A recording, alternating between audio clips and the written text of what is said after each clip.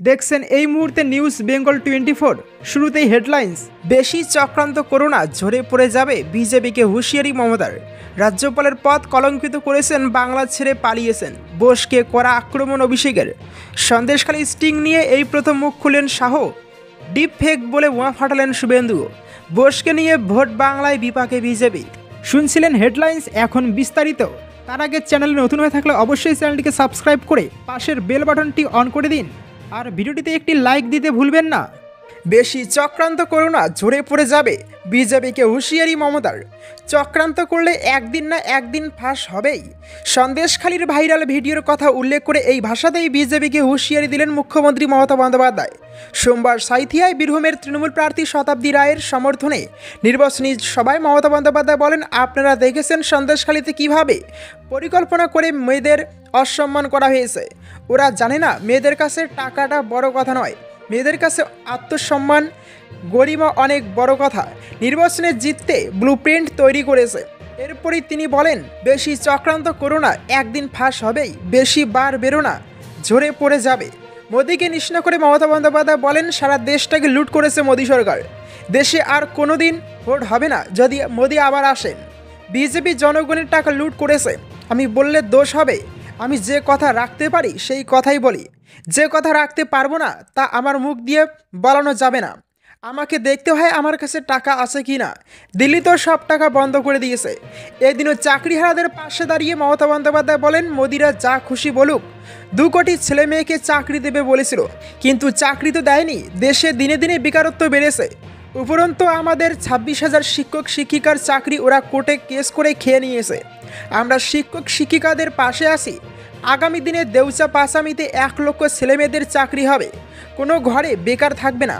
রাজ্যপালের পদ কলঙ্কিত করেছেন, বাংলা ছেড়ে পালিয়েছেন, বোসকে করা আক্রমণ অভিষেকের। লোকসভা নির্বাচনের মধ্যেই নজিরবিহীন ঘটনা ঘটেছে পশ্চিমবঙ্গে। বাংলার রাজ্যপাল সিবি আনন্দ বোসের বিরুদ্ধে 2 বার শ্লীলতাহানির অভিযোগ করেছেন রাজভবনেরই এক কর্মী। তৃণমূল বিষয়টি নিয়ে তীব্র নিন্দা জানিয়েছে। যদিও রাজ্যপালের দাবি তার বিরুদ্ধে রাজনৈতিক ষড়যন্ত্র করা হয়েছে। রবিবার নির্বাচনী প্রচারে গিয়ে রাজ্যপালকে তীব্র আক্রমণ করেন তৃণমূলের সাধারণ সম্পাদক অভিষেক বন্দ্যোপাধ্যায়। কেন্দ্রের বিজেপি সরকার যাকে বাংলায় রাজ্যপাল করে পাঠিয়েছেন, তিনি রাজ্যপালের পদটিকে কলঙ্কিত করেছেন বলে অভিযোগ তুলেছেন অভিষেক বন্দ্যোপাধ্যায়। রাজ্যপাল রাজ্য ছেড়ে পালিয়েছেন, শ্লীলতাহানির মামলার প্রসঙ্গ টেনে দাবি করেন অভিষেক বন্দ্যোপাধ্যায়। নদিয়ার কালীগঞ্জে কৃষ্ণনগরের তৃণমূল প্রার্থী মহুয়া মৈত্রের হয়ে প্রচারে যান অভিষেক বন্দ্যোপাধ্যায়। সেখানেই রাজ্যপাল এবং বিজেপিকে নিশানা করেন তিনি। অভিষেক বলেন, অমৃতা রায় ভোট চাইতে এলে প্রশ্ন করুন, লক্ষ্মীর ভাণ্ডার বন্ধ করার যে হুমকি দিচ্ছেন বিজেপি নেতারা, সে ব্যাপারে অবস্থান কি? কেন্দ্র থেকে যাকে রাজ্যপাল নিয়োগ করে পাঠানো হয়েছে, তিনি রাজ্যপালের পদটিকে কলঙ্কিত করেছেন। মেয়ের বয়সী একটি বোনের শ্লীলতাহানি করেছেন উনি। থানায় গিয়ে তিনি অভিযোগ জানিয়েছেন, আর পরদিনই বাংলা ছেড়ে পালিয়ে গিয়েছেন। বিজেপি জানাক এই ঘটনায় তাদের অবস্থান কি। সন্দেশখালীর ঘটনা নিয়ে লোকসভার নির্বাচনের প্রচারে তৃণমূলের বিরুদ্ধে সরব হয়েছে বিজেপি। বঙ্গ বিজেপিতে বটেই, কেন্দ্রীয় বিজেপি নেতৃত্ব এ রাজ্যে প্রচারে এসে সন্দেশখালী কাণ্ডকে তৃণমূলের বিরুদ্ধে হাতিয়ার করেছে। এদিকে শনিবার সকালে সন্দেশখালীর স্টিং অপারেশনের ভিডিও সামনে আসার পর পাল্টা বিজেপির বিরুদ্ধে ভোট ময়দানে আসরে নেমেছে তৃণমূল শিবির। শনিবার সন্ধ্যায় সাংবাদিক বৈঠক করে বিজেপিকে তুলে ধরা করেন অভিষেক বন্দ্যোপাধ্যায়। এদিনের জনসভা থেকেও সন্দেশখালী নিয়ে আক্রমণ শানান অভিষেক বন্দ্যোপাধ্যায়। অভিষেক বন্দ্যোপাধ্যায় বলেন, সন্দেশখালীর ভিডিও দেখেছেন? মহিলাদের 2,000 টাকা দিয়ে বিজেপি বলেছে তাদের সম্ভ্রম ইজ্জত 2,000 টাকায় বিজেপি নেতারা দিল্লির কাছে বিক্রি করে দিয়েছে। আমি বলছি না, মণ্ডল সভাপতি গঙ্গাধর বলেছেন। শুধু তাই নয়, সন্দেশখালী নিয়ে তার স্পষ্ট বক্তব্য। বসিরহাট থেকে বিজেপির প্রার্থী রেখা পাত্রকে 2,000 টাকা দিয়ে অভিযোগ করানো হয়েছে। যিনি বলছেন তিনি বিজেপির মণ্ডল সভাপতি। বাংলাকে যারা কলুষিত করেছেন কটা ভোটের জন্য 13ই মে তাদের জবাব দিতে হবে। অভিষেকের জোড়া কর্মসূচি রয়েছে। 3য় দফার ভোটের আগে শেষ রবিবারে কৃষ্ণনগরের কালীগঞ্জে তৃণমূল প্রার্থী মহুয়া মৈত্রের হয়ে প্রচারে যান তিনি। তারপরের গন্তব্য মালদহ দক্ষিণ লোকসভা কেন্দ্র। সেখানে তৃণমূল প্রার্থী শাহনওয়াজ আলী রাইহানের সমর্থনে জনসভা করেন অভিষেক বন্দ্যোপাধ্যায়। সন্দেশখালী স্টিং নিয়ে এই প্রথম মুখ খুলেন অমিত শাহ। ডিপ ফেক বলে বোমা ফাটালেন শুভেন্দু। লোকসভা নির্বাচনের আবহে বঙ্গ রাজনীতির অন্যতম হট টপিক সন্দেশখালী। দিন কয়েক আগে স্টিং অপারেশনের ভিডিও ভাইরাল হওয়ার পর এই ইস্যুতে যেন অন্য মাত্রা যোগ হয়েছে।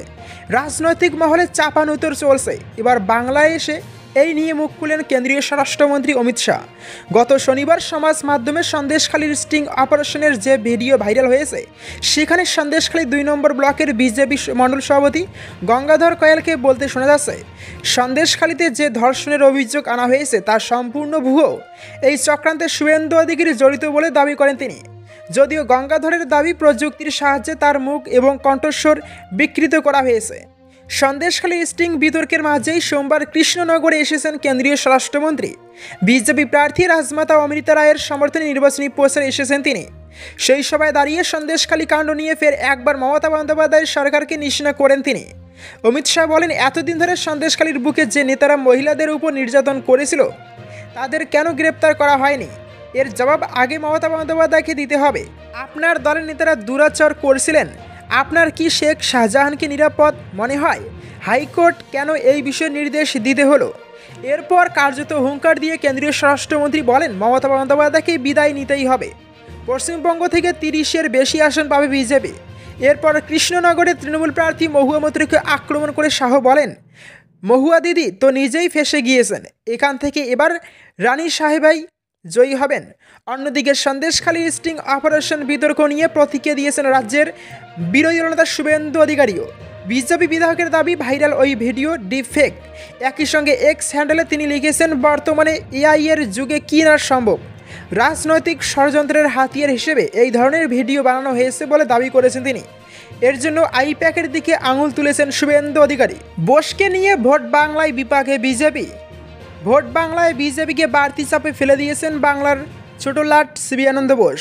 কেননা তার বিরুদ্ধে উঠেছে রাজভবনেরই এক মহিলা কর্মীকে শ্লীলতাহানির অভিযোগ। প্রাথমিকভাবে গেরুয়া শিবিরের ধারণা ছিল এই ইস্যু ভোট ময়দানে খুব একটা দাগ কাটতে পারবে না, কেননা রাজভবনের সঙ্গে রাজ্য সরকারের এবং রাজ্যপালের সঙ্গে তৃণমূলের বিরোধের কথা বাংলার কারোরই প্রায় অজানা নয়। কিন্তু বিজেপির সেই হিসাবে বালি ঢেলে দিয়েছেন রাজ্যপাল নিজেই। এক তো কেরলে চলে গিয়েছেন, মতান্তরে পালিয়ে গিয়েছেন, আর 2, রাজভবনের ঘটনা নিয়ে রাজভবনের কর্মীদের মুখ খোলার উপরে বিধিনিষেধ জারি করে দিয়েছেন। সেই সঙ্গে পুলিশের তদন্তের এখতিয়ার নিয়েও প্রশ্ন তুলে দিয়েছেন। আর এই সব ঘটনার জেরেই এই ইস্যুতে বিজেপি বেশ চাপে পড়ে গিয়েছে। বাংলার পদ্ম শিবিরের নেতাদের ধারণা, ভোটের শহরে ভোটারদের মধ্যে তো বটেই, গ্রামীণ এলাকার ভোটারদের মধ্যেই এই ইস্যু প্রভাব ফেলবে, আর তা বিজেপির বিরুদ্ধেই যাবে। রাজভবনের এক অস্থায়ী মহিলা কর্মী গত বৃহস্পতিবার কার্যত বোমা ফাটিয়েছিলেন। তিনি দাবি করেছেন, রাজ্যপাল সিবি আনন্দ বোস তার 2 বার শ্লীলতাহানি করেন। হেয়ার স্ট্রিট থানায় তিনি এই মর্মে অভিযোগও দায়ের করেন। যদিও সেই অভিযোগ খারিজ করে দিয়েছেন বোস। এই ঘটনার নেপথ্যে রাজনৈতিক যোগসাজশ রয়েছে বলেই মনে করছেন তিনি। আর তারপরই রাজভবনের তরফে বিবৃতি জারি করা হয়। রাজভবনে মন্ত্রী চন্দ্রিমা ভট্টাচার্যের প্রবেশে নিষেধাজ্ঞা জারি করা হয়। এমনকি ভোটের সময় পুলিশের রাজভবনে প্রবেশের ক্ষেত্রেও নিষেধাজ্ঞা জারি করা হয়। সূত্রের দাবি, এই 2 নিষেধাজ্ঞা জারি করা হয় কেন্দ্রীয় স্বরাষ্ট্র মন্ত্রকের অনুমতি ছাড়াই। এমনকি এই সিদ্ধান্তের পিছনে বিজেপির কারো কোনো হাত নেই। কিন্তু যে সিদ্ধান্ত রাজ্যপাল নিয়েছেন তার মাসুল ভোটের বাজারে চোকাতে হচ্ছে বিজেপিকে, অন্তত এমনটাই দাবি বাংলার পদনেতাদের। তৃণমূলের বরাবরের দাবি, রাজ্যপাল সিবি আনন্দ বোস বিজেপি ঘনিষ্ঠ, ফলে তার বিরুদ্ধে ওঠা শ্লীলতাহানির অভিযোগেও ভোটের মরশুমে হাতিয়ার করছে শাসক দল। খোদ মুখ্যমন্ত্রী এই ইস্যু মুখ খুলেছেন, যা বিজেপির জন্য একেবারেই ইতিবাচক নয়। এক্ষেত্রে গেরুয়া শিবির তাদের মতো করে পরিস্থিতির মোকাবিলার চেষ্টা চালিয়ে যাচ্ছে। তবে ওয়াকিবহাল মহলের ধারণা, তৃণমূল যেভাবে বিষয়টাকে ভোটের মাঝে ব্যবহার করছে তাতে খানিকটা বাড়তি সুবিধা তারা পাবে। বিজেপি এই রাজ্যপালের ধাক্কা কতটা সামাল দিতে পারবে তার সময় বলবে। তবে এখন নতুন করে রাজ্যপাল শ্লীলতাহানির অভিযোগ কাণ্ডের পুলিশি তদন্তের এখতিয়ার তুলে নতুন করে বিতর্ক বাঁধিয়েছেন। বোসের বিরুদ্ধে ওঠা শ্লীলতাহানির অভিযোগ খতিয়ে দেখতে ইতিমধ্যেই বিশেষ তদন্তকারী দল গঠন করেছে কলকাতা পুলিশ। কিন্তু রাজ্যপাল বিবৃতি জারি করে জানিয়েছেন, কোনো সাংবিধানিক প্রধানের বিরুদ্ধে তদন্ত করার এখতিয়ার পুলিশের নেই। রাজভবনের সঙ্গে যুক্ত কেউ এই ইস্যুতে বক্তব্য রাখতে পারেন না বলেও জানিয়েছেন বোস।